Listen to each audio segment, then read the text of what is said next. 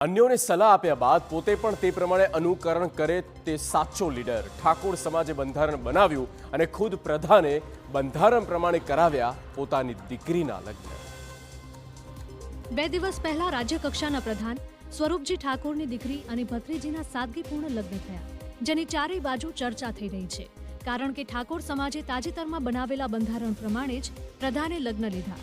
સાદા મંડપ, ડીજે નહીં, કંકોત્રી વિના જ આમંત્રણ। પ્રધાન કહી રહ્યા છે કે સમાજનો વિકાસ કરતો હોય તો સમાજના નિયમો પ્રમાણે ચાલવું જ રહ્યું। 16 મુદ્દાઓનું જે બંધારણ કર્યું છે એ મુદ્દાઓના બંધારણ થકી અમે મારી દીકરીના પણ મેં એ રીતે જ લગ્ન કરાવ્યા છે। એટલે જે પણ સમાજ બંધારણ ઘડે એની અંદર રહી અને સમાજના ઉત્થાન માટે બધાને રહેવું પડે। સ્વરૂપજીનું માનવું છે કે સમાજ જ્યારે નિર્ણય લે તો મારે પણ તે જ પ્રમાણે ચાલવું જોઈએ। નિયમોનું ઉલ્લંઘન નહીં થાય તો જ સમાજનું ઉત્થાન થશે। જે પણ ઉલ્લંઘન કર્યું છે એ ઉલ્લંઘન ન થવું જોઈએ અને જે પણ તમામ લોકોને બીજાને પણ હું સંદેશ આપવા માગું છું કે તમારો કોઈ પણ પ્રસંગ હોય તો સમાજના નિયમો પ્રમાણે તમે બધા પ્રસંગ કરજો, એમ જ સમાજનું ઉત્થાન છે। ખર્ચો કર્યા વગર સાદગીથી લગ્ન કરવાના નિર્ણયને ઠાકોર સમાજે પણ આવકાર્યો છે।